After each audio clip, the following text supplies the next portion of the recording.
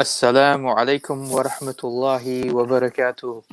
Walaikum salam wa Apologies again rahmatullahi for wa being a little bit barakatuh. late, but as people know about Thought Adventure podcasts, Oh, as don't long start as throwing it we're out on within Thought Adventure 15 Podcast as a minutes, we're whole. okay. Isn't that right, Dilly?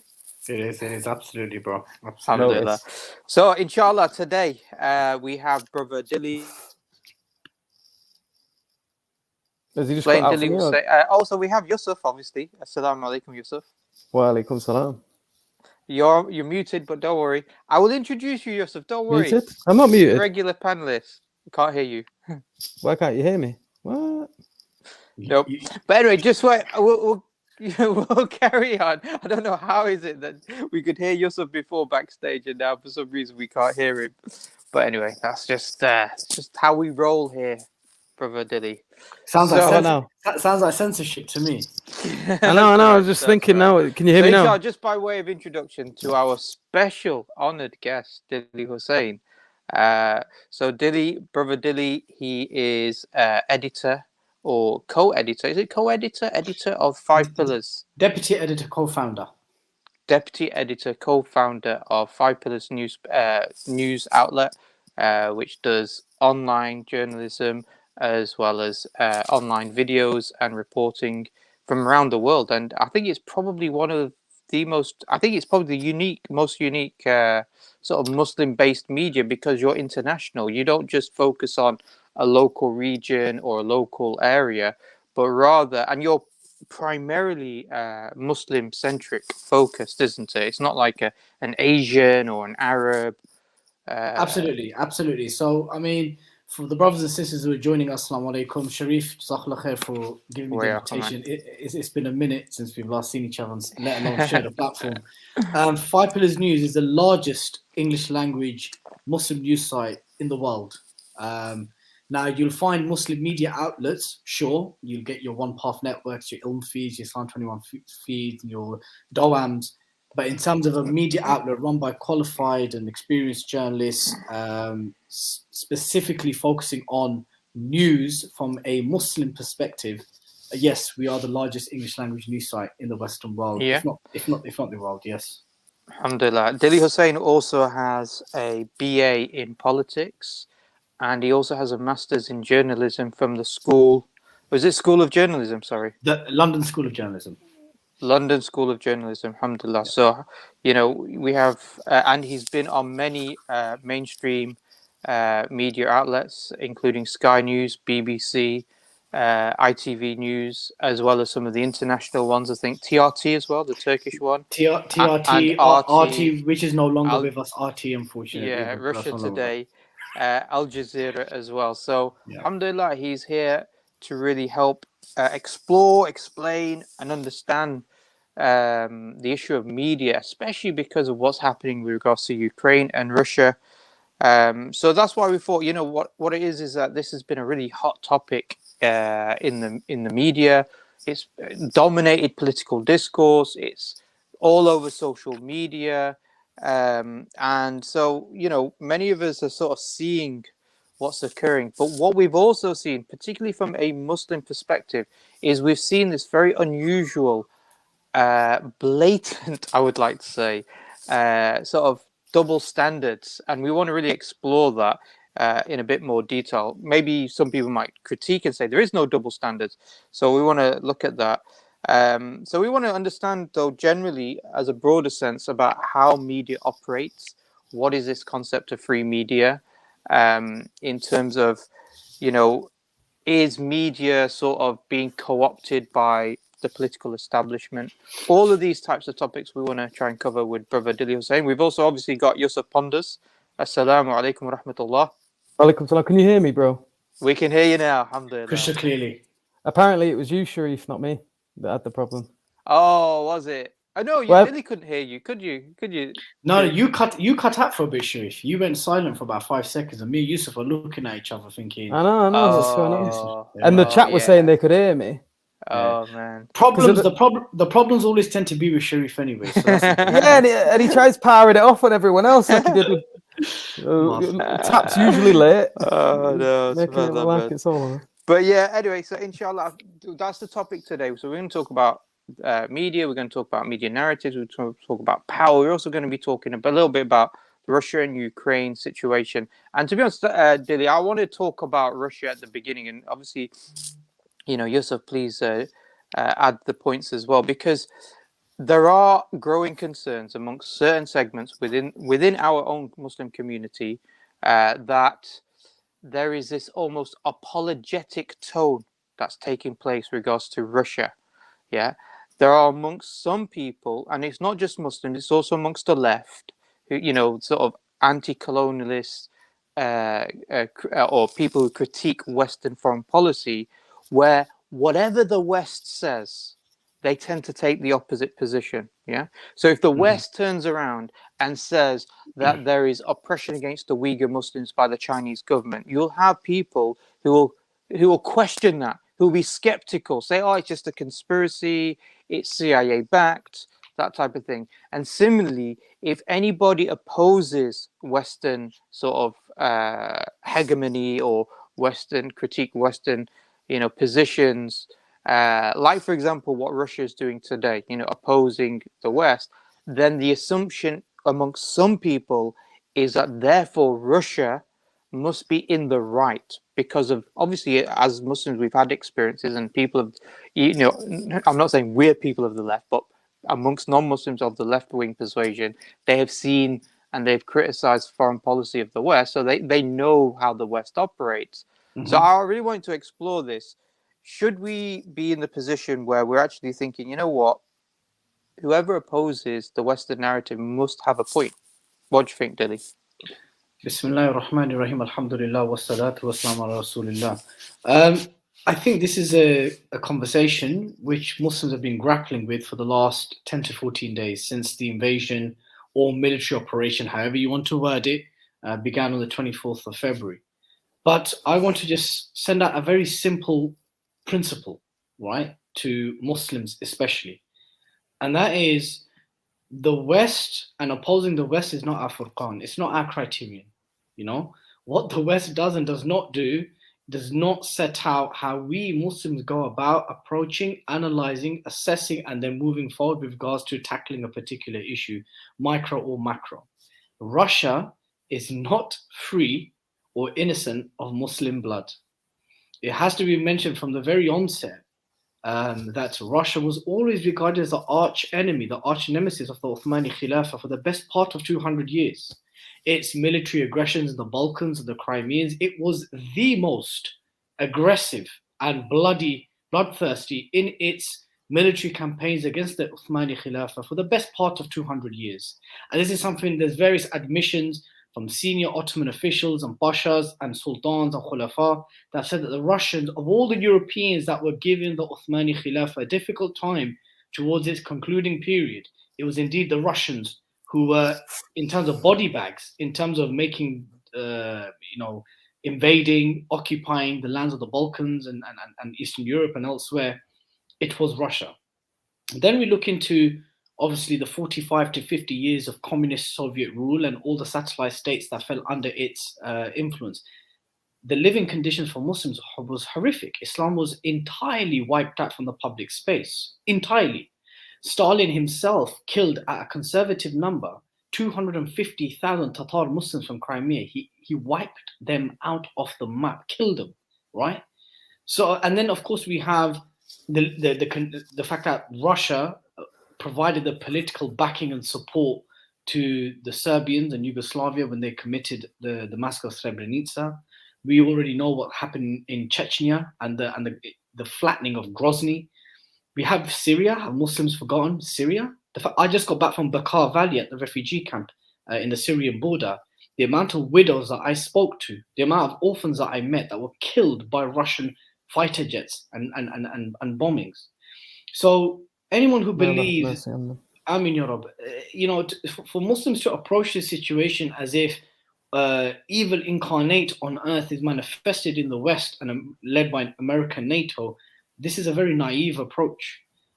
Both parties, if we're gonna approach the conversation like this, that it is Ukraine backed by the US and NATO, and Ukraine, by the way, is not free of Muslim blood either. They sent one of the largest units to Iraq. In fact, it was Ukrainian soldiers that took Baghdad. President Zelensky in 2014-15 was making ample of excuses how the skies of Israel were filled with the missiles of Hamas. So no party, no parties involved in this conflict are free of Muslim blood and honor. So in that case, our loyalty is to Allah, His Messenger, and the Muslims first and foremost, and that's how we should approach the situation. We should be in a position where we can highlight the endless hypocrisy and double standards of the West, whilst not necessarily siding and apologizing and justifying the blatant aggression of Russia. I don't know why Muslims struggle with this. Why can we not just take a middle path? Why can we not just say the West, led by America and NATO, and even our own government here in the UK, are a bunch of hypocrites that continuously apply blatant double standards, right? And we're not even going into their destructive foreign policy. And then we can also say at the same time that Russia has equally, if not more, blood on its hands. But us Muslims are going to take this principled stance. And I think the principled stance is the innocent civilians of Ukraine who have been driven away from their homes, whose homes have been destroyed, who have been put in a situation which we would never wish upon our own enemies, or anyone for that matter. And Allah tells us that for us to remain firm upon justice, even if it's against our own our families and so forth. So I think Muslims should be able to approach the situation in that balanced view.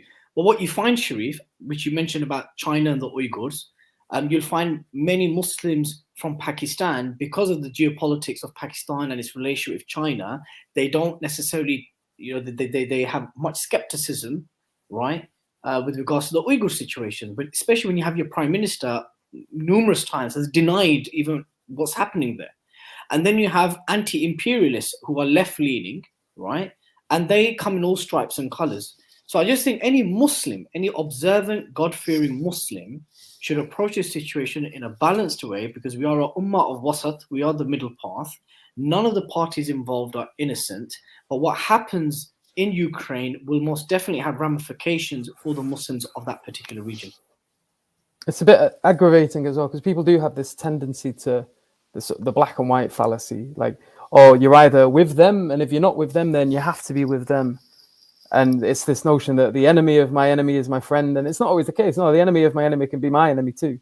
100%. It's things are not so black and white. They're not so simple. And I mean, like you say, I think you've given good justification. I think it's what you said, isn't it, Yusuf, and also Dilly, is that Russia has its own political interests, the West has its own political interests, and it doesn't mean that it aligns with Muslims. But 100%. I think the concern, well, not concern, but one of the arguments that are put forward is like, look, Putin built this really nice mosque in, was it Moscow? This huge mosque. Yeah. He's got good relations with the Chechen Muslims and their leader, Ramzan Kadyrov, Habib. Look at the fact that he's been invited to meet up with Putin. He's out there. He's trying to, he invited Imran Khan over from Pakistan. So he's trying to give out that olive branch to the wider Muslims. I'll counter that instantaneously by first and foremost saying that Putin even turned around and said that even the caricatures in France were coming out because our Prophet ﷺ, he said that people should not be insulting the Prophet Muhammad ﷺ. So yes, he has said things which at face value for those who are easily convinced that yes, this man must be pro-Muslim, but I don't know where any of that stands when he's barrel bombing Muslims of Syria. It doesn't make sense. He also held a conference. It was spearheaded by Russia, but led by Ramzan Kadyrov. They had the Ahl Sunnah conference a couple of years ago in Grozny, right? Where they said that anyone who is HT, Hizb ut-Tahrir, Muslim Brotherhood, Salafis, Jihadis, they are not Sunnis, right? This is entirely politically driven, right? As for Ramzan Kadyrov, for those of you who do not know who this is, he is the son of a former Chechen rebel leader.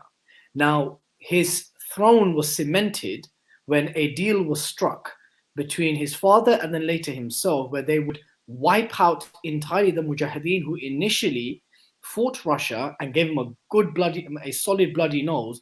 He killed them all off to cement his own throne, and he ruled with an iron fist. And another thing I want to add as well, Sharif, which you mentioned about Pakistan, led by Imran Khan, unfortunately, is in a situation where he wants to, or at least appears they want to move away from the sphere of American control. So therefore, you will see Pakistan, as well as other developing nations, want to cozying up to Chinese, because that Chinese money, the good money these days, right? And he needed wheat. Pakistan bought wheat from Russia. So at the end of the day, Pakistan, like other developing countries, whether it's UAE, whether it's Bangladesh or India, other countries, they don't want to make a blatant position. Imran Khan, just 10 minutes ago, 15 minutes ago, Pakistani media is reporting that EU countries had written to Prime Minister Imran Khan asking him to condemn Russia. And he said to them, "Am I your slave? I'm not going to condemn them." That's a very noble and laudable principle stance. We just pray to Allah that he takes such similar stances when it comes to the situation of the Uyghurs and elsewhere. You know, a lot of people have been citing Surah Al-Rum. I don't know if you've seen this argument, Sharif and Yusuf, online. You know, people have been saying, look, Surah Al-Rum, the Sahaba and the Muslim, they backed the Byzantines, and the pagans of Quraysh, they backed the Persians. That means we can take a side. Okay, that's fine. That was a very unique context. The reason why the Muslims were backing or were rejoicing for the victory of the Byzantine Romans was one of Aqidah. They were Christians, they were Ahl al-Kitab, they were closer to us in creed and belief than the Zoroastrians of the Persians, who were supported by the pagans. Secondly, at that time, neither the Persians nor the Romans were occupying or oppressing the Muslims. So that analogy it just doesn't apply in the slightest. This is not a power. This is not between, let's say, that verse or that chapter would apply. Let's say if it was India versus Russia, maybe it would apply, because probably more likely Brazil versus America. Okay, Brazil versus America. So, but it definitely doesn't apply between Russia v UK backed. US, NATO back Ukraine, because the Ukrainians are Christians as well. So I think this argument being thrown about saying, look, you know, the Sahaba, they picked a side, and I was like, but that just doesn't apply. It's just analogous. Yeah, so look, I mean, just to wrap up on this point of Russia being the friends of Muslims, look, anyone who believes that, you know, they are seriously naive, and I would just say to them respectfully, just do some basic 101 rudimentary surface-based research, and you'll find out that Russia equally has a long track record right up until the present time, whether their involvement in Libya, whether they were, you know, backing bloody militias and the wagon militia groups fighting and killing Muslims and ulama and activists in Libya on the side of the tyrant Haftar. We have their shenanigans in Syria. It was basically, they are the ones that basically increased the death toll in Syria by hundreds of thousands. So Russia is definitely not free and is definitely no ally of the Muslims. I don't know if I should ask this question, because I know it's going to be a long question, because I want to move on. But let me just really quickly ask it. Does Russia have a legitimate case to invade Ukraine? I would say I do not agree with their case, but it is a case nonetheless which we have to accept. And that is the strengthening and the buffering of NATO states and NATO power and military armament in its borders. If any superpower, we've never experienced a Muslim superpower, but I'm assuming that if such a Islamic polity or a Muslim superpower existed, that it would also see NATO's increasing activity in its borders as a tacit, if not direct, threat to its security. So whilst I may not agree with Russia's argument, it is definitely a valid argument, because his argument is that NATO, whether it's Latvia, whether it's Poland, and all the other countries are now cozying up, and there is a NATO presence. If you look at, there's been maps being circulated from 1991 to 2020. If you see the increasing number of European states have either joined NATO or have allowed NATO troops to come in, then of course Russia would undoubtedly be worried by this. And Ukraine, by the way, Russia sees Ukraine as part of it, ethnically, culturally, religiously. Unlike other Balkan or Eastern European states, or forget about the Central Asian states that are Muslim, it sees Ukraine as part of it. That's why there's been a lot of, even Ukrainians who are opposing Russia, they still refer to the Russians as our brethren, our cousins. So Russia sees Ukraine historically as part of broader Russia. Yeah, but I think there's also an alternative narrative that many people from Ukraine, which says that Russia has always been colonizing, and they've tried to ethnically change the balance within Ukraine. I think the issue is this: is that the way it's been presented in the West, and now we can maybe talk about the media a bit more. The way it's been presented in the West, I speak to the average non-Muslim person here, is that they are literally saying Putin's the next Hitler. He's Hitler. He's a crazy man. He's just mad. And I think what you're trying to say is, even though his reasons and actions are wrong and un-Islamic and should be condemned, the fact is that there's a rationale behind them. It's not 100%. irrational from the point of view. So, as an example would be, is if a superpower wanted to place, bases and missiles on the border of America, America would see that as an aggressive act with regards to it. But that's because Russia has its own geopolitical interest within the region. Absolutely. Yeah. Absolutely. Which is, so if you again, imagine, it's not something that we should support. So go on, if you imagine the Russian army was making bases in Mexico and in Canada and in the neighboring countries, basically in Brazil, and it was just like completely anywhere that was sort of at touch or near base with the US, Russia was just planting its feet firm in there with some sort of military presence. You can guarantee there would be no batting of an eyelid before the US would speak out about it. So, let's quickly move on. So I want to move on. I know there's a lot that we can talk about in terms of the political analysis, and I think it's a show in itself, basically. But Absolutely. I wanted to really talk about this point about the media. The reason why, by the way, like I said, the reason why we wanted to just talk about Russia a little bit and what is happening there is because, like as I said, there's this perception that anybody who stands against the West must be somebody we need to support, or some people presented it that way. Yeah, both Muslims and non-Muslims, not just Muslims, by the way, but non-Muslims as well. And obviously not all Muslims. But Sharif, can I say one thing? And it's a very small point.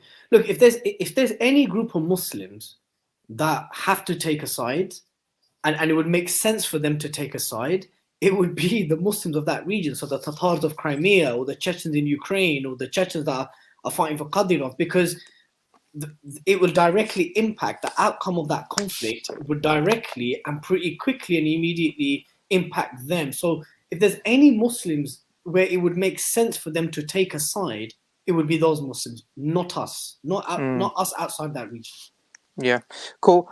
So anyway, there's been various clips. I don't know if we can show any of those clips, Yusuf. If we can't, don't worry about it. There's been various clips. I'm sure many people have seen those clips where journalists have turned around and said that Ukraine is a unique place because they are European.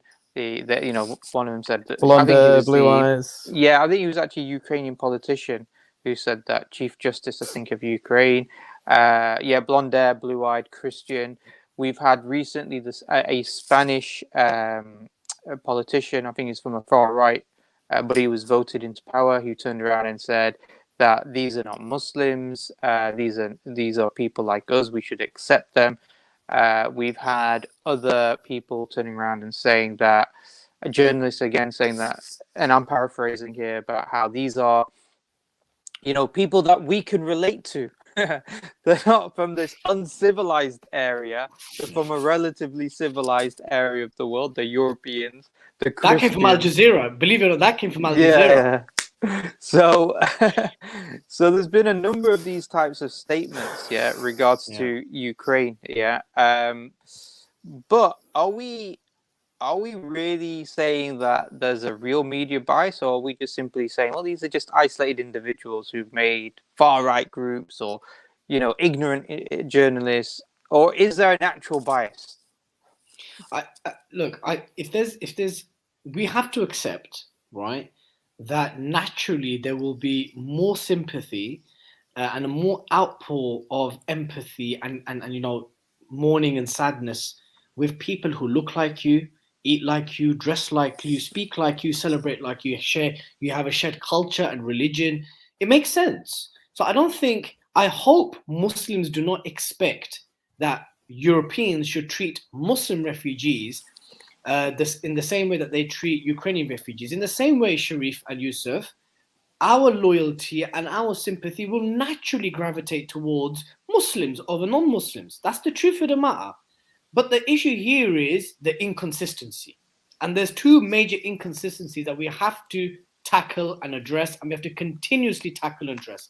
Number one, the Muslim refugees that are still being treated like subhuman, wild, feral animals in their hundreds of thousands in the Belarusian and the Polish border, right? And the ones who are dying in dinghies trying to cross the Mediterranean into Greece and other islands, they're coming from countries where the West has bombed, has invaded, has occupied, has applied sanctions, has destabilized, backs despots, sells weapons to these the despotic regimes, creates the environment and the atmosphere which results in what is now known, Al-Ayan Institute referred to as the global Muslim refugee crisis.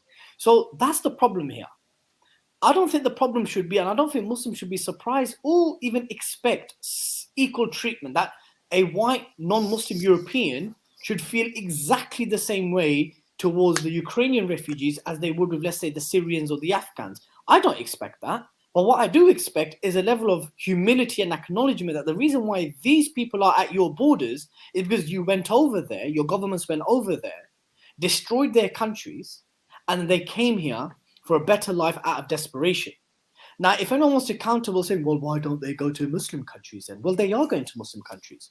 The biggest recipients of Muslim refugees are Muslim countries. Where do the Rohingya go? They go to Bangladesh. Where do the Kashmiris go if they're able to escape occupied Kashmir? They go to Azad Kashmir. Where do the Afghans go? They come to Pakistan. Where do the Syrians go? They go to Lebanon or Turkey. Where are the Palestinians? They're in Jordan or Lebanon. So I will not accept, and we should not accept anyone telling us that Muslim countries do not accept Muslim refugees. The biggest recipients of Muslim refugees and refugees, period, are Muslim countries like Turkey, Jordan, Lebanon, Bangladesh, and other countries.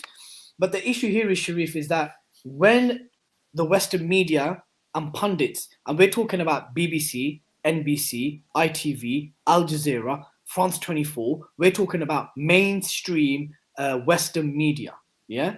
When they talk about the uncivilized Afghanistan or Iraq, or with a straight face, they talk about particular weaponry and bombs being used and it being acceptable, being used in those parts of the world. But, you know, to quote one ITV commentator, it made his stomach turn that a vacuum bomb was being used by Russia in Ukraine, but the same weapon was used by America in Afghanistan. But he said that with the most straightest face. Yeah, that sent my head west seeing that. Like, because it didn't even register to him as a problematic statement. To sort of talk of it, it was as if it was completely fine that it was happening over there. And yet, all of a sudden, it's here. And that's what's making his stomach churn. 100%. And it was like he was talking about going to the shop for milk and bread and that. It was mad. So all I'm going to say is, from a human point of view, we are insan, we're Bani Adam. Instinctively, we will naturally gravitate towards who are people like us. Yeah, our people. Whether they're Muslims or if you want to identify through color or ethnicity or race, that's normal. The issue here is the inconsistency, the blatant, the unashamed inconsistency. You want to slate the Afghan and the Syrian refugees, yet forgetting how they became refugees in the first place. And secondly, you guys, Western media, you claim to be impartial secular media, which we're going to go into later on in this podcast. Yeah, sure. When Five Pillars goes and reports somewhere, we're a Muslim media outlet. When Roshan went to Afghanistan, he was reporting by saying, look, these are Afghan brothers and sisters. That makes sense because we're a Muslim media outlet. If the BBC or the NBC were a Christian outlet, that kind of language might make sense. But they're not. Yeah. They're supposed to be secular, non-partisan media, which means they can't use that kind of language. You can't show empathy or sympathy because people have blonde hair and blue eyes and are civilized and they look like us and they come from towns and cities that remind you of Paris and London. That kind of language, you can't roll like that. That's the inconsistency that I have a problem with. I think there's also an example which happened in the early 90s, which was obviously Bosnia. Many Muslims in the UK of a certain age would have remembered the fact that you had a European in the heart of Europe. There was a people that had lived there for centuries, you know. Indigenous. Well, they were indigenous, effectively. And Islam in that region had been there for centuries, you know, for over half a millennia or even more. So, this wasn't like an unusual place. And again, if people of a certain age would have remembered Torval and Dean, I don't know, Yusuf, remember Torval and Dean? No. Figure skaters. It's great. What it was that back in the 80s. Back in the 80s. How old do you think I am, bro? I don't know. No, I just. I was at the end of the 80s. I was 89. So, okay. So back in the 80s, and generally UK don't do very well in the Winter Olympics because there's no snow here. Yeah.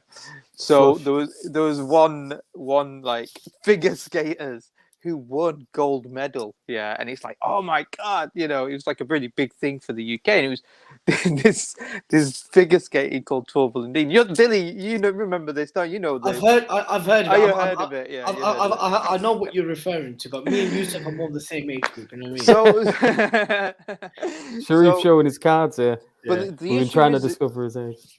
But what was really surprising, and this is what was really shocking, because when it kicked off in Bosnia, was that where the Winter Olympics were being held was Sarajevo. Yeah, was the capital of what we now know as Bosnia. Before, obviously they brought Croatia, Serbia, Bosnia. They conglomerated them into Yugoslavia because it was a way to counteract Russian influence within the region. At the time, it was Soviet Union. When the Soviet Union broke down, then what you had was basically there was no need to maintain Yugoslavia. You had nationalism rear its head, particularly with Croats and the Serbs, and they saw Bosnia as their territory, and therefore they fought against the indigenous people who were actually Muslim, Bosnian Muslims, and they were white, they were blonde-haired, blue-eyed. That's right. And it was like, hold on, but the reaction we've seen with regards to Ukraine in comparison to Bosnia has been completely different. Now, I think it goes back to what you said, Dilly, which is the media itself says it's secular, it's neutral, yeah? But it seems to me that the bias is more than just the fact that they're saying we are associated with, or we recognize whatever Europeans. I think it's ideological, but also politically framed as well. And I think, this is the point. I think it's not isolated journalists. It's the fact that we have a situation where what certain people see as being important becomes the thing that's highlighted.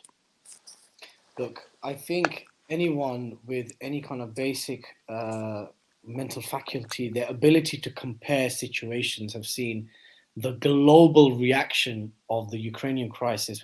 And I'm talking just beyond the media. I'm talking about FIFA, FA, Eurovision Song Contest, Visa, MasterCard, you name it. Who hasn't boycotted Russia?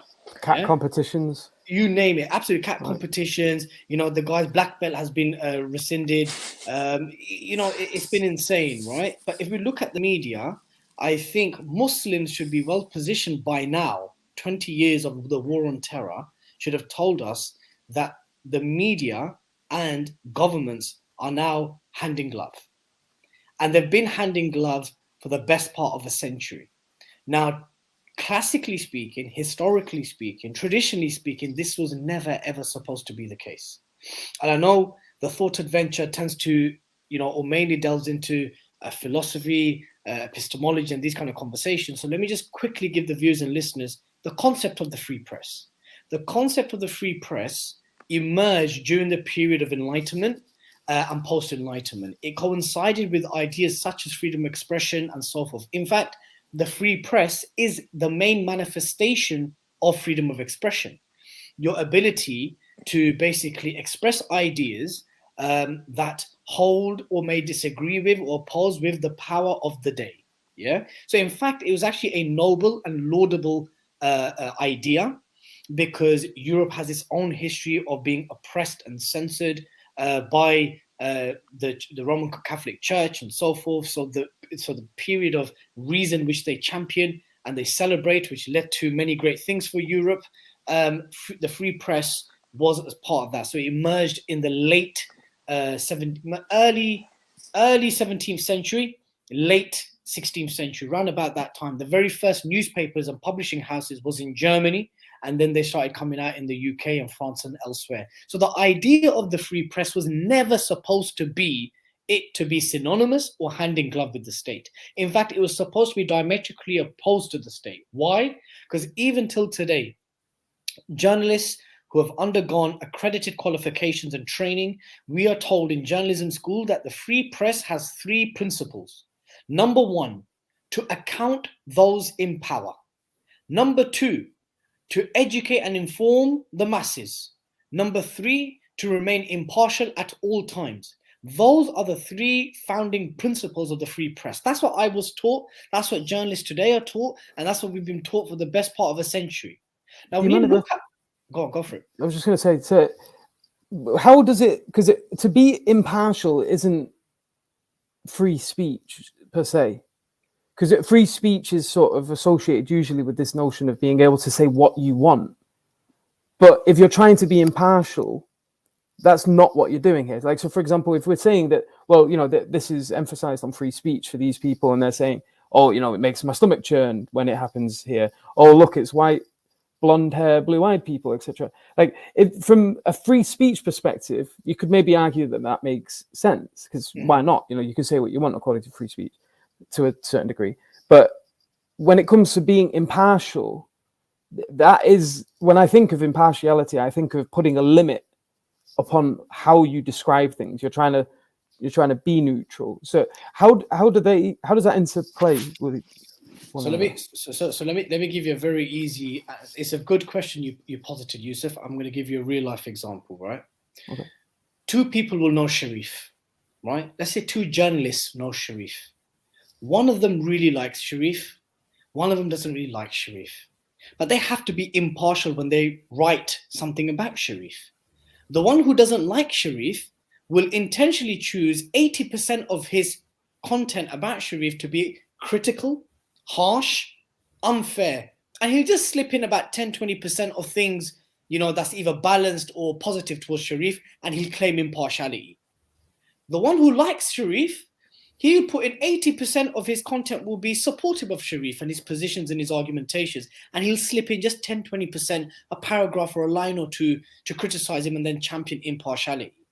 I'm telling you this because as an editor and a founder of the Muslim News website, we too have an editorial political agenda and a propaganda, right?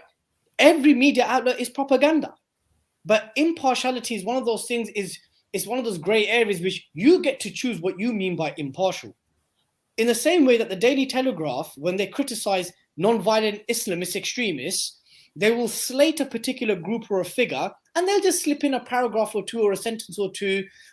This is what the group claims, and Mr. Sharif claimed that he's not of this position, and he distanced himself, and it was a snippet that was taken out of a 2-hour lecture. Boom, that's it. But the entire article and the headline was about slating Sharif.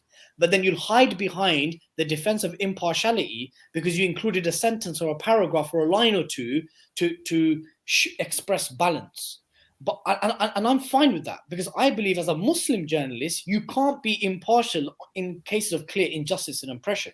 How can I approach the situation of the Ummah from a point of impartiality? How can I do that? I will naturally be biased towards Muslim and Muslim causes. We're just honest about it. So when do you understand what I'm trying to say? So when the Daily Telegraph or the Daily Tory Graph, when they claim to be impartial, we naturally know that this is a newspaper that's widely read and circulated and supported and funded by people who come from that particular political spectrum, the conservative or the right. Now, they're not going to openly say that, but when they report their stories and they interpret political events and incidents, they will cover it from that perspective, from that prism and lens. So impartiality is just one of those things which on paper and face value seems very noble and fair, but the truth of the matter is it's anything but that. For example, another anecdotal example, I will write an article ripping Sharif. I'll ask him for a comment. Sharif, I'm publishing this article at 5 p.m. Can you please get back to me on these questions? He'll respond to me. I won't even include all of his comment. I'll include maybe a sentence or 2 or a paragraph and claim impartiality, and it'll actually cover my back legally from him suing me. So that's how it works, sadly.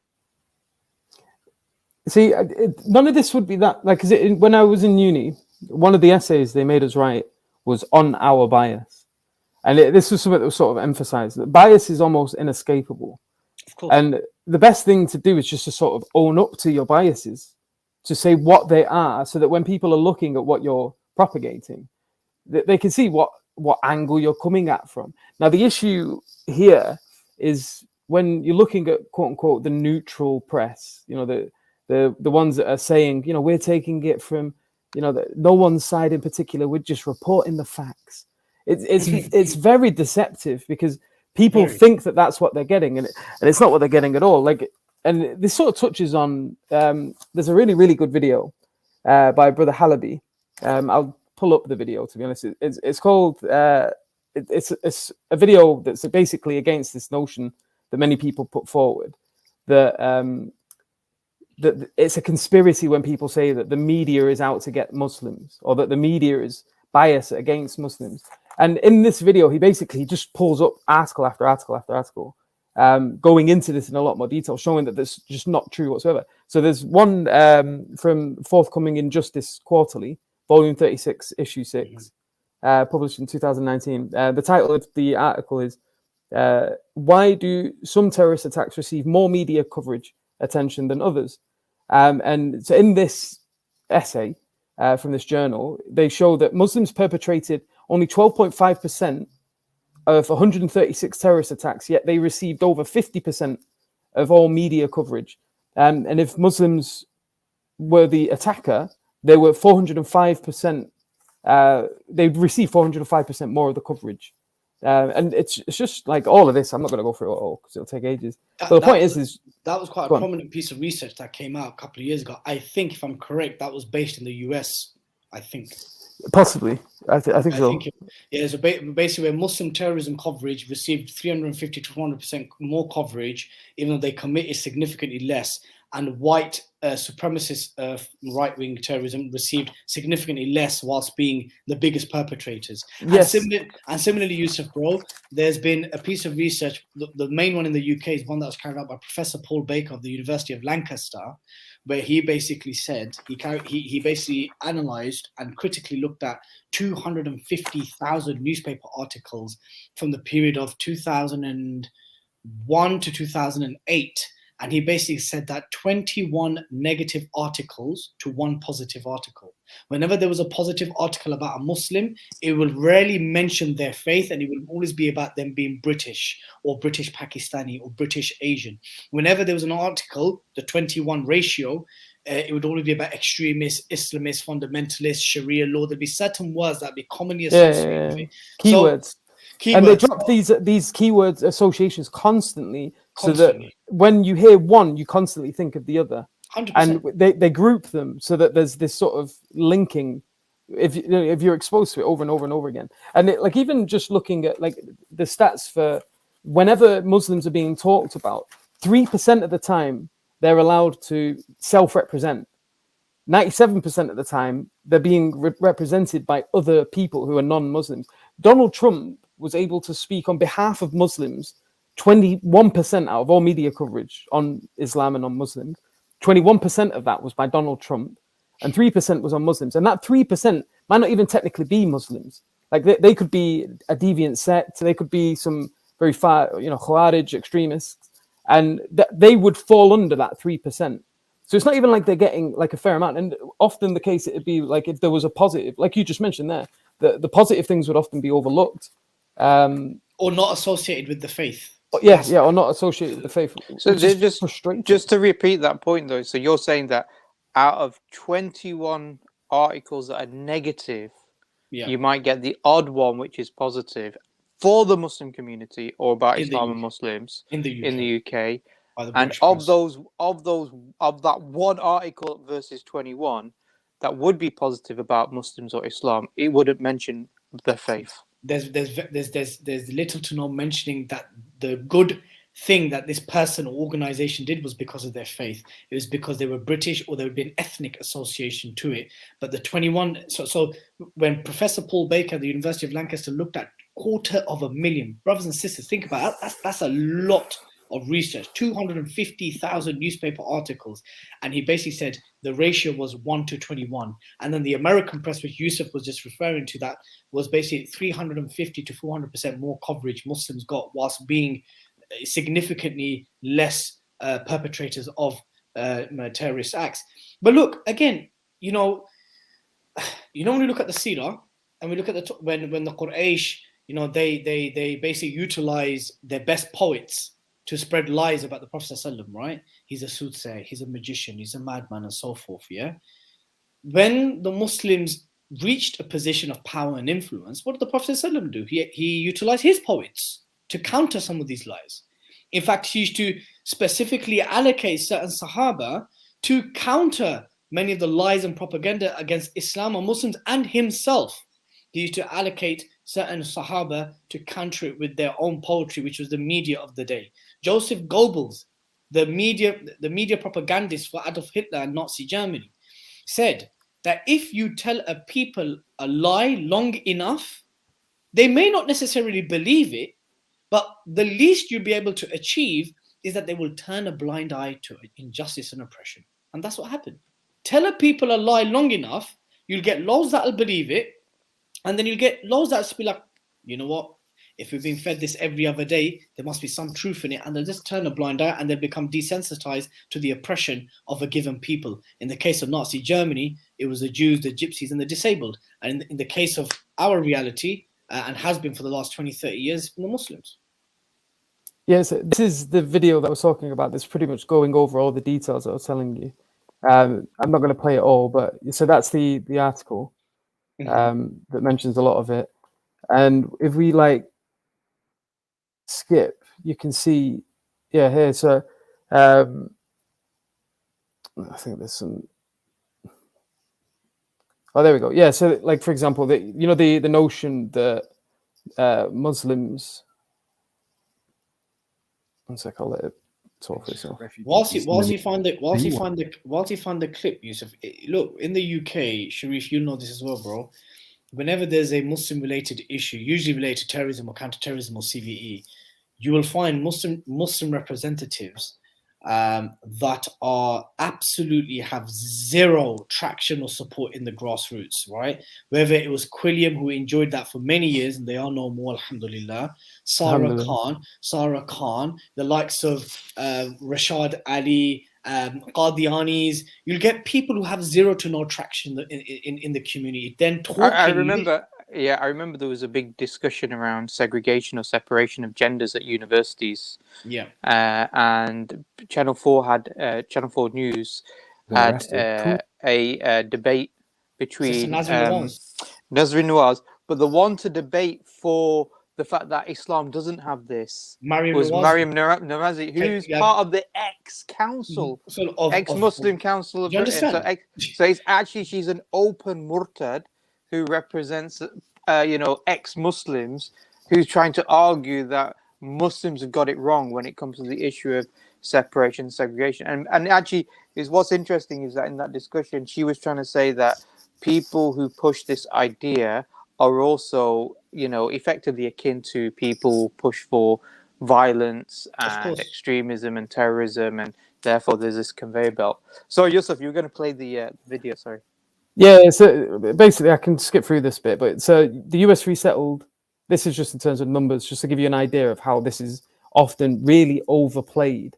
And when people, and you hear it quite a lot when people, obviously we're in apologetics, so we constantly hear this rebuttal to Islam. Why is it that all terrorists are Muslims? Why is it that whenever there's an attack, it's always the Muslims? As if basically every attack that ever happens gets equal coverage, and that there isn't this skewing, and it's just not true at all. For example, here we've got some stats. The US resettled 784,000 refugees in 2001. 3 of them were arrested for terrorist activities, and 2 out of 3 weren't even doing anything inside of the US. They were outside. And then there's even more, which are even a lot more aggravating. So here's one where there was mass coverage of these things that were taking place. That story there, it then surfaced that a lot of the sexual assaults that were taking place in Frankfurt were actually being done by locals and not refugees. Yeah, and when it was debunked, the debunking never got anywhere near as amount of media coverage. So when it had a particular narrative, bam, all over the news. And then when it comes to, we've made a bit of a mistake here, It's like it just gets downplayed or hardly mentioned at all. But by that time, the damage is done. The headlines have been made viral. So by that and time, people come up to us saying those things, or or when they're making these comments. Why is it that Muslims are always the ones that are doing the terrorist attacks? Yeah. So this is a graph as well of like when Muslims are mentioned in the news, who is it that's representing them? Like journalists, Donald Trump, 21%. Other, it's just ridiculous. And then here as well, the statistics of international terrorism poses a greater threat than domestic terrorism. It's false. In the US, 94% were US citizens, and 89% of them were born in the US. Jihadist-inspired attacks pose the greatest threat to US security. False. 49.6% far right, 32% are left wing, 18.3% terrorist related, and then so that's in terms of the ethnicities. So the largest percentage of them are white, and then there's really these are some of the most annoying ones. So you have an attack on the war memorial, 2 people killed, 3 people injured. How many times was it mentioned by each of these news outlets? And then you have another one, a mosque shooting, 6 Muslims killed. How many times it's mentioned by the same media outlets? And look, these stats, Jazakallah khair, Yusuf, for showing this, because sometimes we need like numbers and stats in front of us, especially for Muslims, if we're going to engage non-Muslims and kind of like elevate that conversation and be a means of education. Because sometimes it can be frustrating when you meet the average Joe blog, average non-Muslim in the West or in the UK, who don't have access to the stats that we're looking at right now. They're being fed what they're being fed at the 6 o'clock news, the 1 o'clock news, and the 10 o'clock news, and whatever tabloid, or whatever broadsheet they're reading on a daily basis. Muslims are as well. I've heard Muslims say the same thing to me. Yeah, I run the mentoring service for Sapiens Institute, and you'll hear people, they come to you, they're like young, impressionable teenagers, and they're like, why is it the case that this is always blah blah blah blah? We need to educate them. We need to educate you're being fed a load of crap. This isn't the case. Like this here. This is one of them where you sort of grind your teeth to a dust looking at it. So the Shafia family murders. So you have this one account, one person. I think it's Shafilia, but anyway, don't worry. It's spelled wrong. Okay. So there was 66 articles written on that event. Yeah, 66 articles. Now, between the years 2005 and 2012, right? So you've got a whole period of 7 years there. On the subject of murder of women and domestic violence, there was 59 articles. And so this one event got more than all the events that occurred between those years. The sources, and the sources are there at the bottom of the screen as well. SubhanAllah, that's fantastic. Who did this video? Brother Halaby. I'll show you his channel. Yeah, he's a friend of mine. He's a really good brother. This one. It's a really small channel as well. It's really annoying. No, mashallah. Those kind of videos are so important because actually, once you put stats and charts and things, it makes it easier to kind of like digest and then kind of share that kind of information. But look, it goes back into the point that I made that as Europe was becoming superpowers around the world, the age of colonialism, and then, of course, the Industrial Revolution. And as we were approaching the end of the 19th century and the turn of the 20th, the media had become hand in glove with the state or the respective states or powers of their time. And this was not what the idea of the free press, this was not what it was supposed to be, but it quickly became that because the media and journalists and writers and publishers and publishing houses quickly realized their power. They realized the power and the influence they yield in changing public opinion. Because remember, one of the 3 principles is to inform and educate the masses. That's a huge, powerful tool. I can tell you that by just telling you as a co-founder of 5 Pillars News that we yield power within our community. You should see how when we put a phone call into a charity and ask them about something, you should see the sweats. I can hear their voices changing on the phone. You should see that when we rock up on a court case, when Dr. Salman Butt had his case against the Home Office and they had the Telegraph reporters there in the press box, and I rocked up there with my press badge and everything, people started shaking. So the press has power. The press has power. It has serious power. Definitely. Tony Blair won the 97 elections because he struck a deal with the Sun, right? That's well known.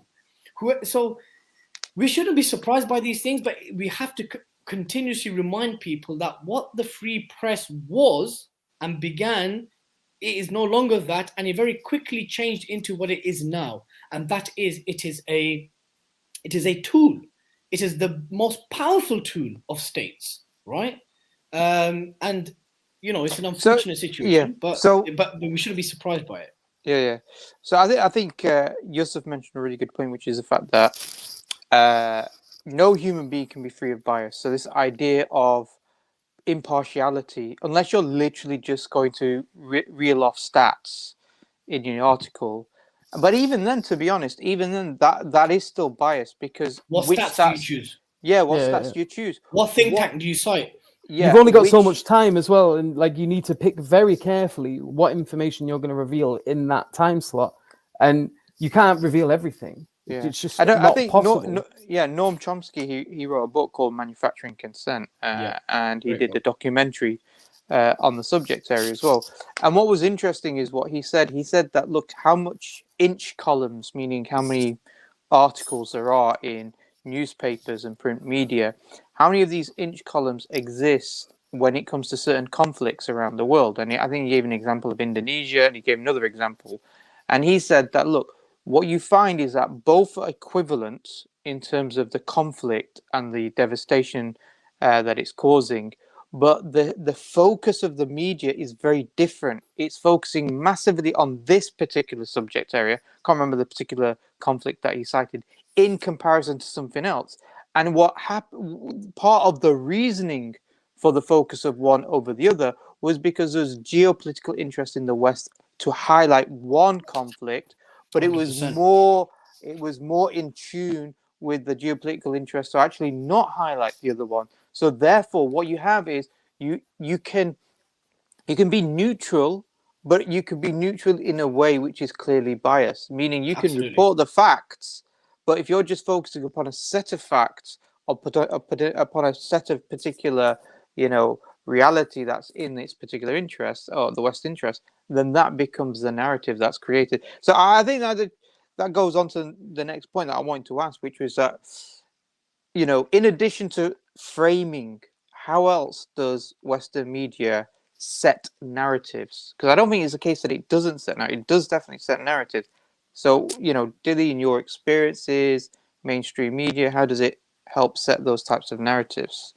It helps set those narratives by having a very close link to policymakers and the echelons of power itself. Again, this is not something that the media traditionally was supposed to be. It was not supposed to be in the corridors of power. It was supposed to be it was supposed to be outside the corridors of power, looking outward and accounting based on policies and statements and so forth. But what's happening now is that you have politicians whose wives and partners and spouses are very well connected or are part of the media industry. You'll find that donors to political parties happen to be media tycoons. And these are just advertising. Advertising is a huge way in which the media sets narratives and influences policies. And again, these are things which, for those of us who are in that industry, are fully aware of and we're not surprised by. But for those of us who are not, need to understand that, when you look at Rupert Murdoch, he's the most common name that people cite when we think of Sky and we think of News of the World and so forth. This is a man who, his neutrality can differ from America to the UK to Australia, meaning he can hold 3 different biases, right, whilst owning respective newspapers and channels in those 3 countries, which he's done previously. How does he do that? He does that, of course, by advertising. He does that through making donation to whichever political party of that given era or time which he feels would help his media business and his media empire.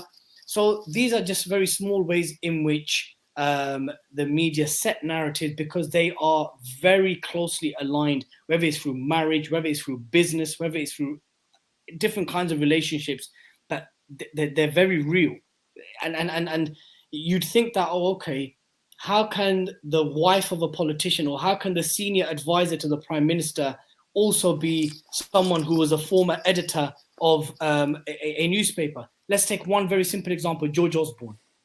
When George Osborne was the Councillor of Exchequer, once he had given that, where did he go to? He went to the Evening Standard, right? He became the editor of the Evening Standard. A lot of these guys who are politicians, they were previously or went on to be the Spectator, the Daily Telegraph. So this is what I'm trying to explain to you, that the mainstream media and the political establishment, whether it's America or the UK, but let's talk about the UK in our context, hand in glove. Many of them happen to be former editors that then go back to editorial advisory positions, right? Or they go on to end up being Boris Johnson, I think he was a journalist for the Spectator, wasn't he? Spectator, of course. So and who knows? We might see Boris Johnson sitting on the panel of the independent press consulate, where they basically judge newspapers and whether they are being fair or not. So that's the kind of madness that we're living in. We have politicians that were formerly journalists, and we have politicians who, after their political careers have reached their end, they go on to become journalists. That's the level in which we are talking about in terms of the media framing narratives. It's because when I say they're hand in glove, they are literally hand in glove, whether that's financially or if that's politically. So I think, from what I understand, so what you're saying, what Yusuf's saying, is that you've got these biases. These biases are going to be informed by your own background in terms of the particular viewpoint on life that you have, particular ideological persuasion. If you're a capitalist, if you're right wing, you're left wing, you're going to have these biases. That's going to make you feel certain things about certain events within the world. On top of that, you have a situation where media, particularly corporate media, recognize it holds a lot of power. And because it can influence public opinion, it can influence the types of policies and even the types of politicians that get into power. Absolutely. Yeah. So, like you said about Tony Blair getting into power in the 1997 elections, because he got the backing of Rupert Murdoch. And so, therefore, they all went out openly supported, and the public opinion followed suit.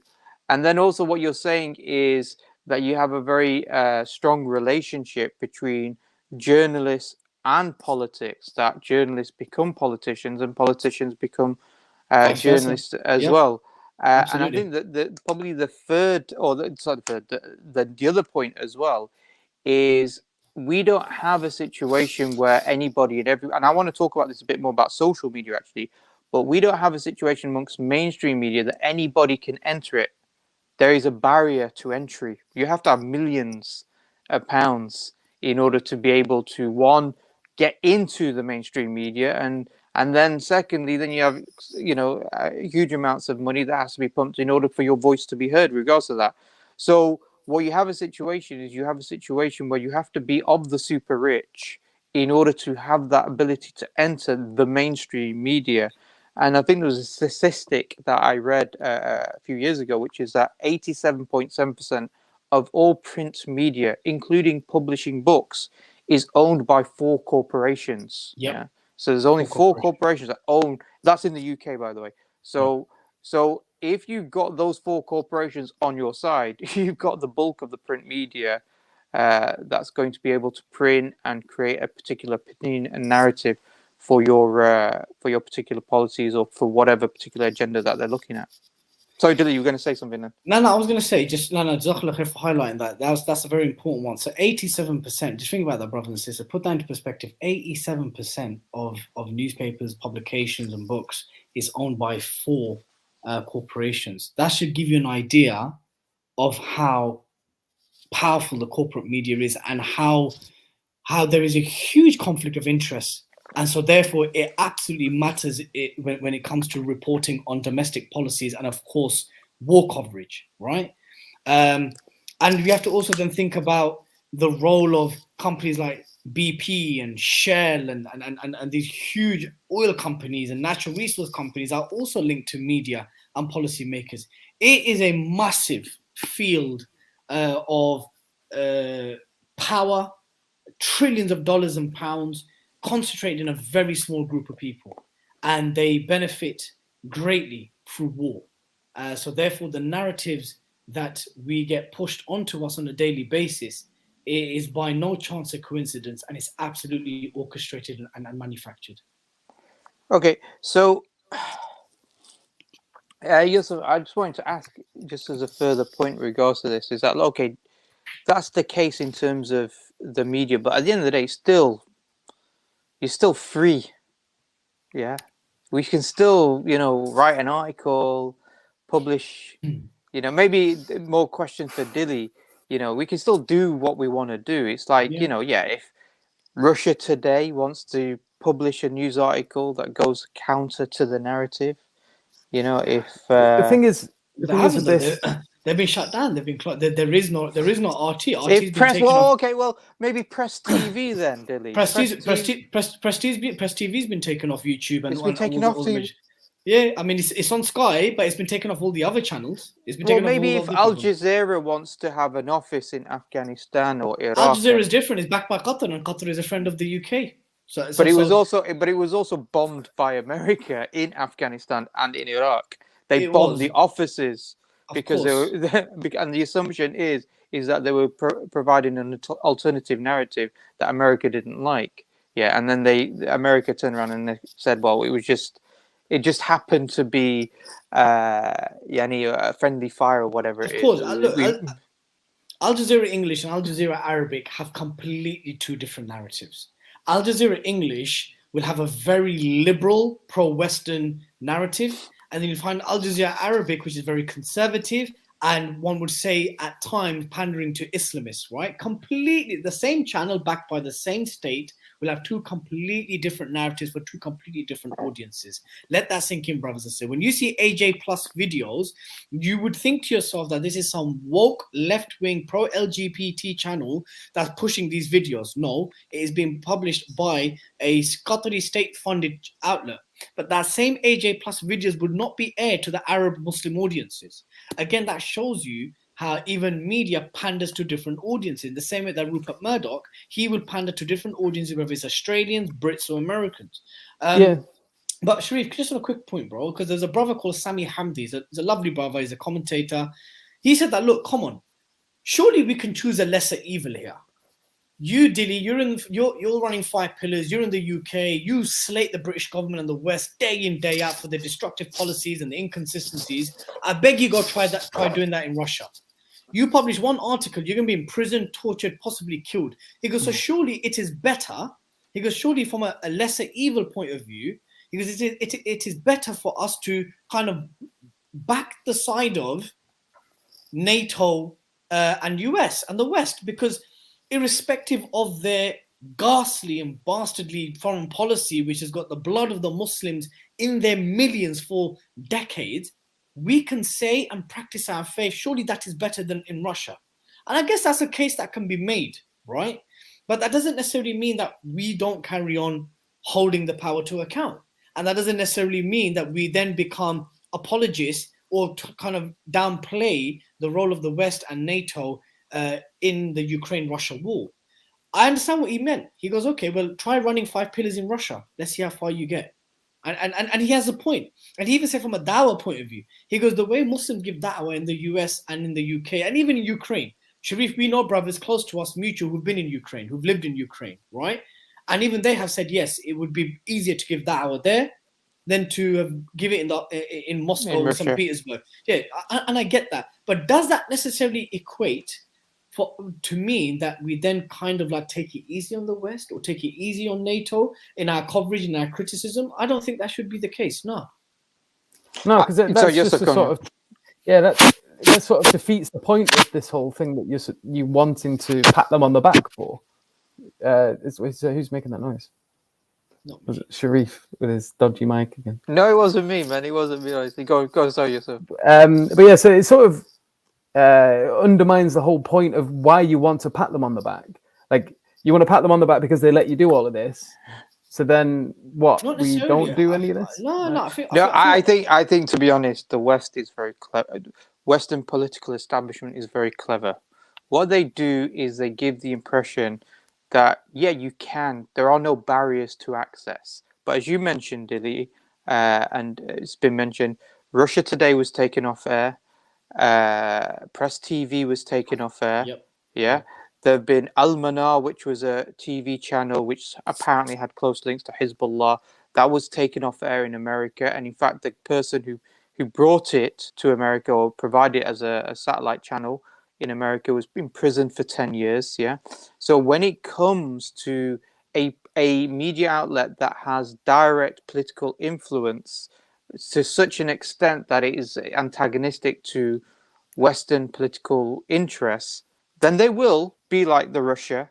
They will be like these despotic regimes. But also, what they do is that they're very clever in the fact that they allow a certain level, I think. But if it gets to us if it becomes more popular, then it becomes problematic. Look, as an example, for myself, I, for a long time, was banned from giving talks at various universities for some reason. Why was I banned? I was going around just debating non-Muslims and debating atheists.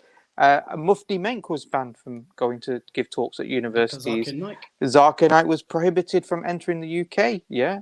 So this idea that it's free, it's better, it's this, I think they have a more sophisticated manner of 100%. control. And an example of this, and this is why I wanted to talk about social media, because social media has become the big thing. Look, we're going to get, a couple of thousand views for this, maybe 10,000, wallahu alam, inshallah, yeah? Inshallah. We normally get about that. But the thing is that, we know that we're like a small little drop in the wider ocean. Yeah, it's not really going to have that much impact. But there are certain people who, we may be very strong in our disagreement in terms of their political and whatever views, yeah, conspiratorial views, like, Alex Jones, yeah, even recently now Joe Rogan, in terms of the fact that he was an anti-vaxxer or whatever it was, yeah, about COVID-19 skeptic.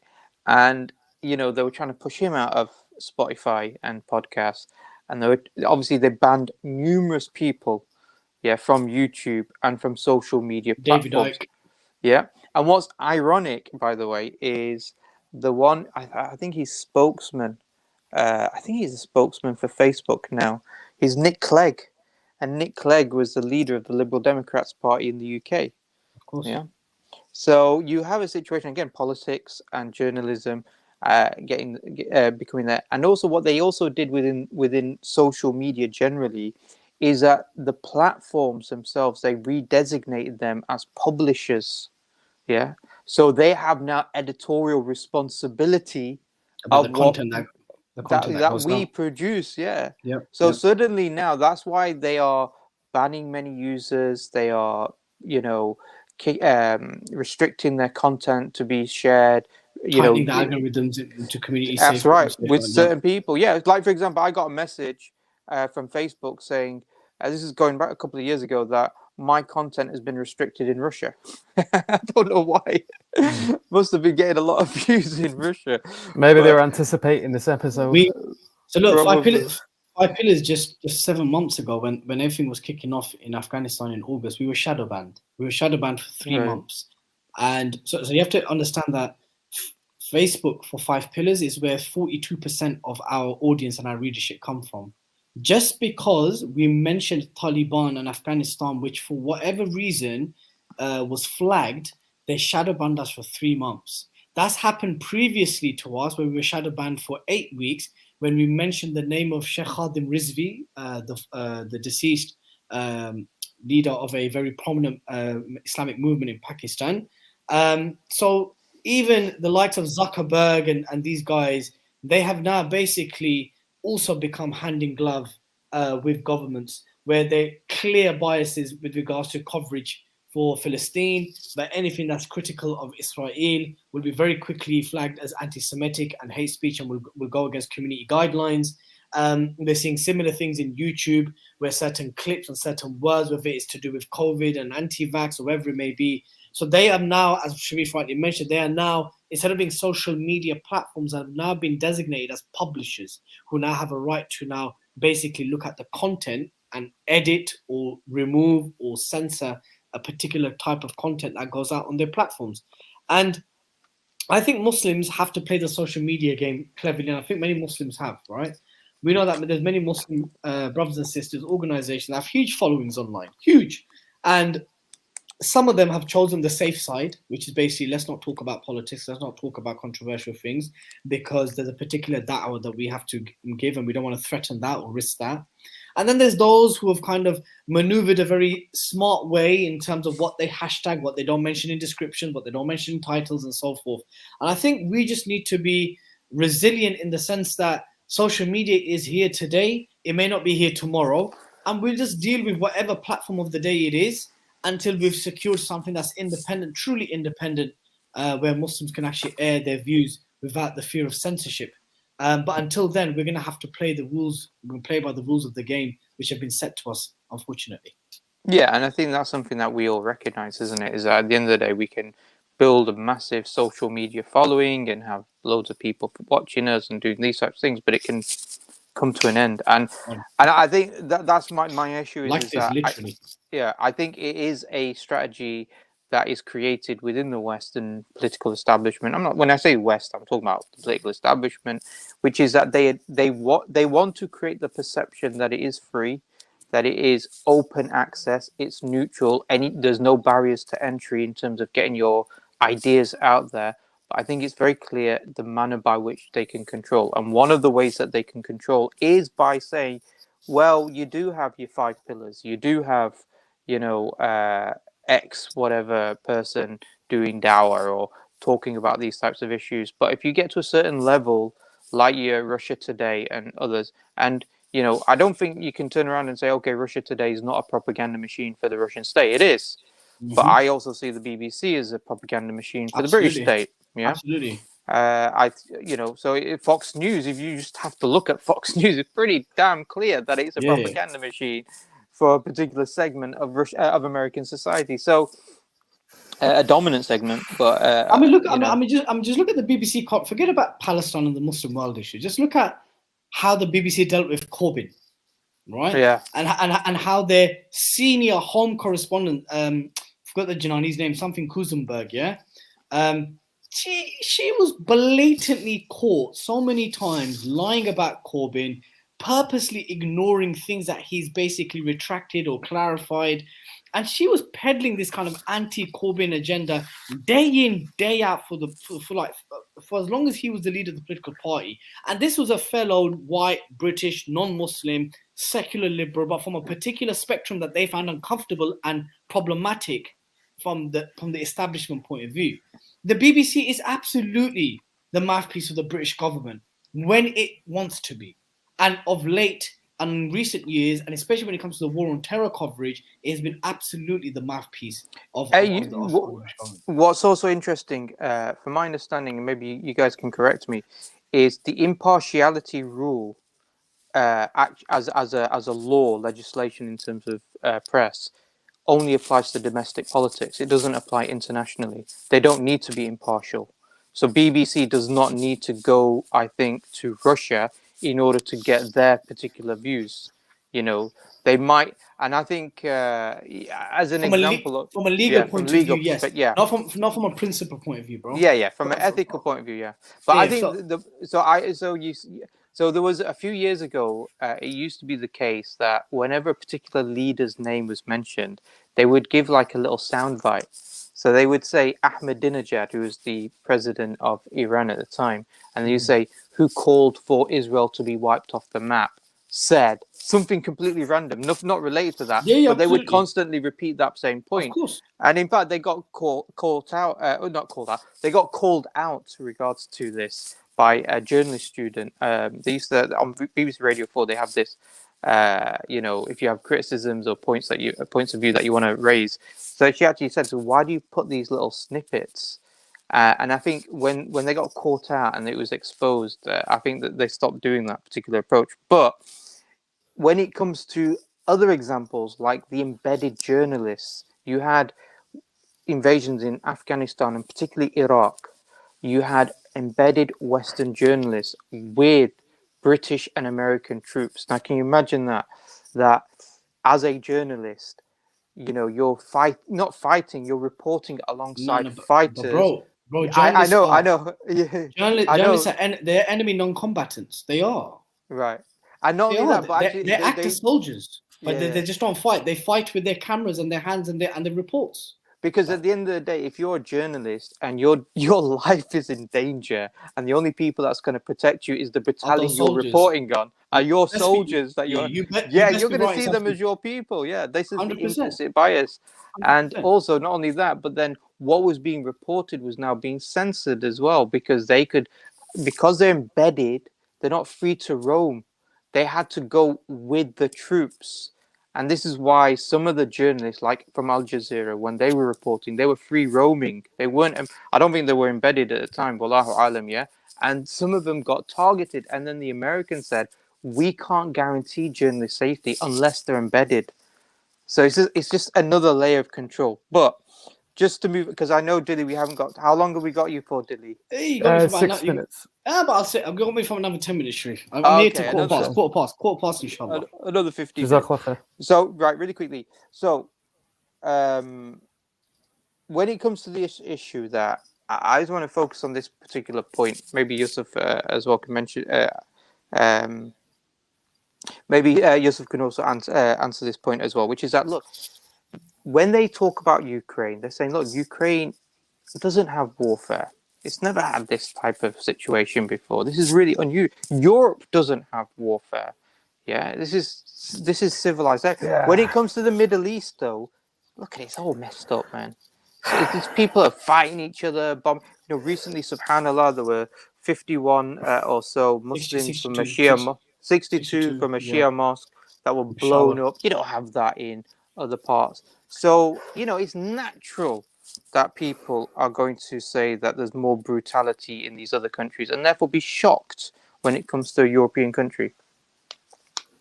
Go on, Yusuf, bro. I'll respond to after you do, bro. Yes, I would just say that this is like sort of goldfish memory, though, isn't it? It's like you pick a certain time frame, and then, oh, look, conveniently within this time frame, there's not much that's gone on here during this point to that point.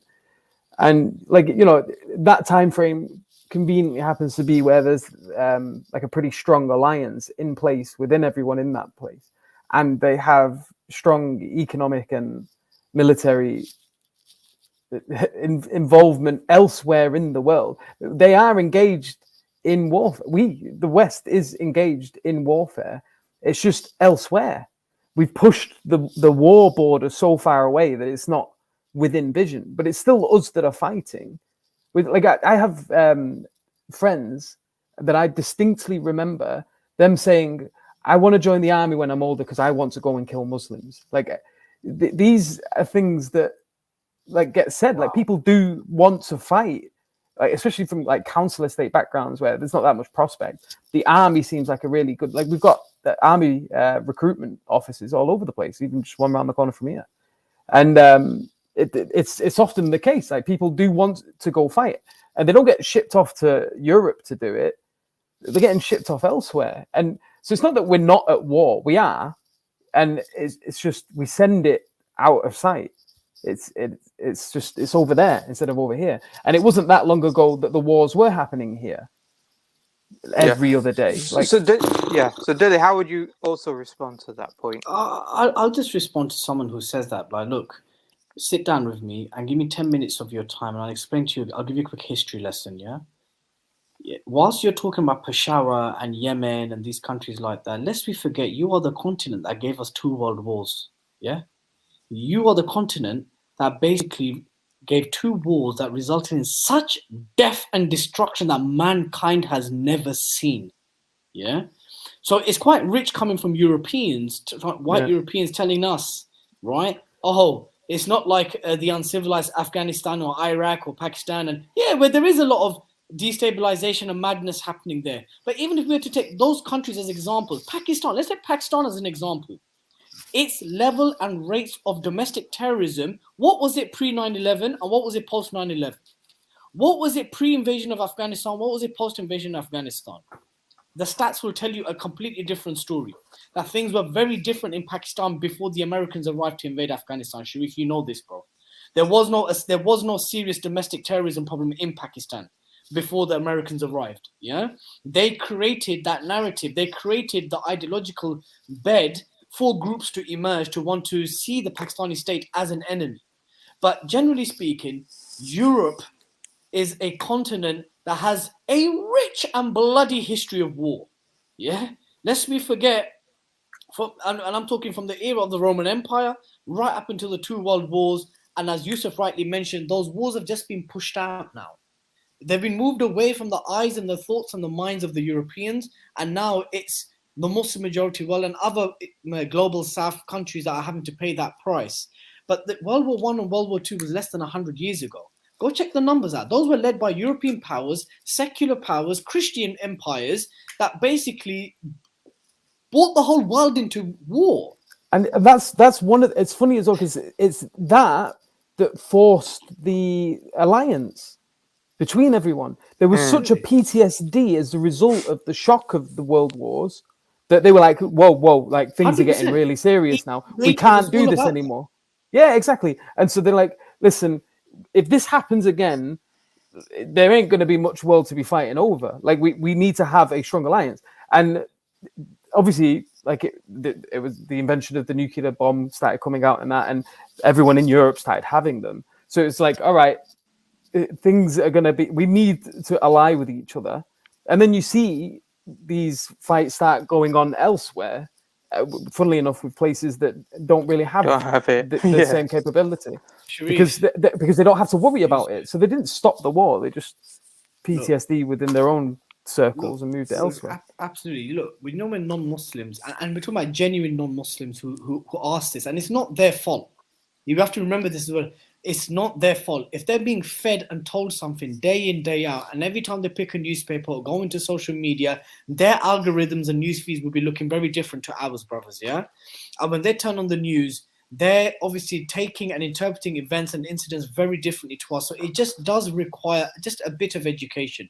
And that education, if I can wrap it up very briefly, is that, look, guys, Europe has had a long, bloody history of wars. Don't forget World War I, World War II. That was the era of modern warfare. The Cold War. So many wars that were led by Europe, happening by Europe, Europeans killing Europeans. Lest we forget that when Pope Urban called upon the European kingdoms to go and fight the Muslims in the Holy Land, before they even got to the Holy Land, they ransacked and looted Constantinople and other lands belonging to their fellow Byzantine Christians. Europe, the Roman Empire split between the eastern and western flank.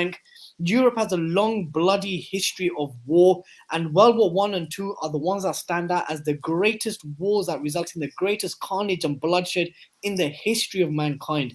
Don't tell us any different just because you decided to outsource those wars elsewhere in the era of neo-colonialism, where you no longer need huge armies to be stationed in certain countries. You can just have military bases and have despots there.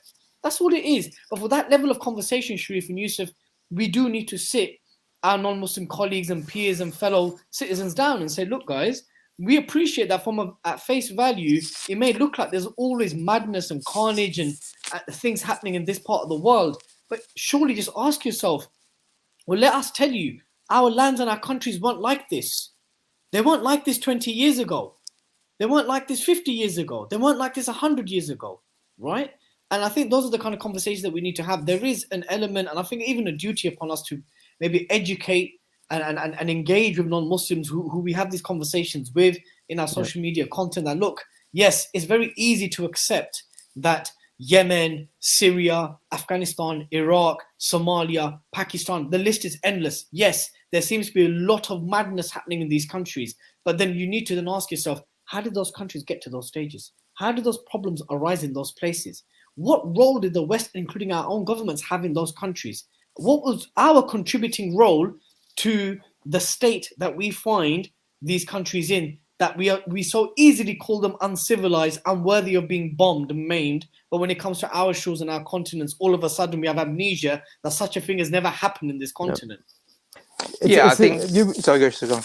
I just want to hone in on something very important that you were saying there, because it is very easy to get frustrated about all of this. Like, I am guilty of that myself. Like, it's very annoying when you see all of this going on. And that can rub off as well when you're engaging with non-Muslims face-to-face, one-to-one, and they express these talking points. It gets very frustrating. But this is where you need to have some level of empathy, because if you want to get through to them, Because if you have no empathy whatsoever, if you don't understand that, they're just being shown X, Y, Z constantly, Day like in, day everywhere out. around them, day in, day out. Day out. You've got to understand why they think the way they think. Because they don't want to look, it's just also, I think they don't want to look stupid, but because they've now held up this, they've come to a conclusion. They don't want to look stupid that actually they were completely mistaken by the conclusion that they came to. Yeah. So they hold on to even more. And I've seen that with, the whole discussion around COVID. Is it, problems? Is it an issue? Is it not an issue? The vaccines is an issue, not an issue. Is that people become, they become entrenched in a view. And then when you're entrenched in a view, to change that view is sort of an admission that I might be wrong in this. But Absolutely. I want to just, as a, because I know Dilly, alhamdulillah, has got to go. So I just want to say, what's the way forward? We're seeing a lot of this blatant hypocrisy. Yeah, it's like, like I say, when Taekwondo World Federation is, getting in on the act. Yeah, there's something really. It's like what? It's like Eurovision Song Contest won't have Russia anymore. Russian cats banned from the Russian cats. Yeah, even these people are no longer gonna buy Russian vodka. From your local Asda's and Sainsbury's. They really like Russian vodka as well. So that's so how what do we do? What's the sort of it's great talking about this, but what how do we move forward, inshallah? Very briefly. 3 points of advice to Muslims, and I'm going to give 3 points of advice to non-Muslims. 3 points of advice to Muslims. Do not stop watching and following the news. I've heard some brothers and sisters say, right, I'm not going to listen to any more news, it's done. No, you need to carry on listening and following news, and not believe it, but you have to carry, because you need to keep your pulse on what's happening.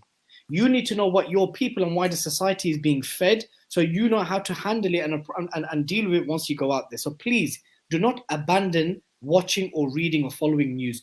Carry on. Just take it literally with a pinch of salt. And number 2, continue to highlight the inconsistencies and the double standards. Why? Because even when we become like a nasheed on repeat, as I like to say, we need to carry on driving this point home until non-Muslims slowly but surely will understand that, hey man, every time something happens, these Muslims start piping up about double standards and inconsistencies. And eventually, I believe, inshallah, well-meaning, sincere non-Muslims who want to engage us in these conversations or not, or just want to observe, they will see these things.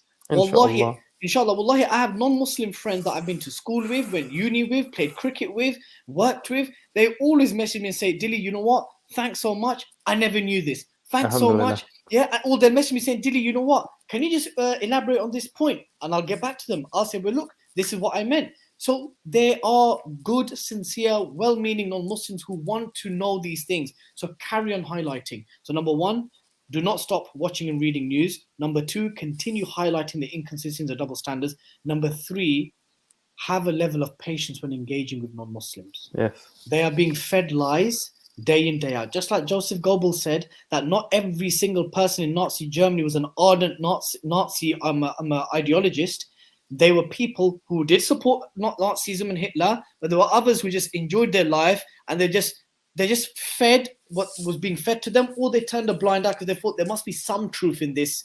Do you understand? So those are the 3 take-home points for Muslims. Please don't stop watching and following news. Continue highlighting the inconsistencies and the double standards. And when engaging non-Muslims, have a bit of patience and empathy with them. With our non-Muslim friends and peers and colleagues and even family members, please understand that when we highlight these inconsistencies and these hypocrisies, we are not blind or ignorant or downplaying the plight of the Ukrainians or any other said non-Muslim European people who are going through hardship. Rather, what we are saying is that how is it that 14 days of such a plight has resulted in such global reaction, where we've had 70 years of Kashmir, 74 years of Palestine, we had Iraq 1 million dead. Surely, just my point of human value, the value of human life, please allow us that much to tell you that what you are shedding tears about, we have been doing for 70 plus years. So you've been calling us dramatic about it. Absolutely. So dramatic. Allow us the space. Allow us the space that you claim to give us to air these differences. We promise you, God willing, that we will try to air them and articulate them in a way in which is humane, and which we want to at least establish the truth between us. Don't see it, because I know some non-Muslims will think, why are these Muslims always talking about their problems? Say their problems. Freaking every time something happens, it has to be about what's happening in their world, what's happening in Palestine. We have to explain to them, this is what it is. 2-3 people get stabbed by some ISIS supporters here, and the country's in national mourning. The Muslims believe that we're part of a global body. We are part of the Muslim believes that he's part of a global family. So in the same way you mourn about the 3 innocent that was killed here, we feel that way every day about when we hear about thousands of Muslims being killed on a weekly, daily basis. So please allow us that space. Number 2, be sincere with us. Be sincere with us. When you engage with us in conversation, don't reel off things that you've read or heard in the newspaper. Give us a bit of time to explain ourselves. Don't listen or take everything that you read or hear as Bible, right? Actually, you probably shouldn't even take it as Bible. Just don't take it as the truth, yeah? Engage us. Ask us about things. Ask us. If you think that we're being insensitive with regards to the timing of our conversation, the topics of our conversation, ask us, why are you guys talking about it? Why do you guys think this is the appropriate time to talk about it? And we'll tell you why it's an appropriate time to talk about it. We deem it to be appropriate because sensitivities and emotions are high. So therefore, when we highlight these things, hopefully you will take more attention to it, as opposed to when things are quiet and normal, you wouldn't care. Yeah, you brush them aside. You brush them aside. Number 3, be a people of reason. The West champions itself on being a civilization based on reason, equality, and all the other stuff. Apply some of that consistently to Muslims. Apply some of that consistently to us and listen to what we've got to say. We are Muslims who live in the UK, and we want betterment for you as much as we want for ourselves. We have solutions for the society which we live in, which we believe are better than the solutions that are being peddled by the echelons of power that rule over us. Listen to what we've got to say. At least give us that human dignity as your fellow citizen of this country to listen to what we've got to say. Because that's my take-home message to both Muslims and non-Muslims. Jazakallah khair. Yusuf, I don't know if we want to carry on, if you want to, or if we will end it or we could let Dilly go and we could carry it, or we could just end it. I think it'd probably be a good place to end it, because that was really nice closing statements, to be honest. I think it was. Jazakallah khair. Yeah, no, Jazakallah khair for attending. I think you guys are doing a great thing here. I think the Thought Adventure podcast, mashallah, is a very fantastic podcast. I pray to Allah subhanahu wa ta'ala that your subscribers and your fellowship increases many folds. And I pray that all your efforts are accepted and weigh heavy on your scales, my dear brothers. I think just as a really quick, as well, brother. Inshallah, with 5 pillars, and inshallah be supportive, and I think the Muslim community should support it. And those people who may be new, who have not heard of 5 pillars, who are now watching it, inshallah, you've got an opportunity to check it out. They have the website, they have the YouTube channel, they're active on social media.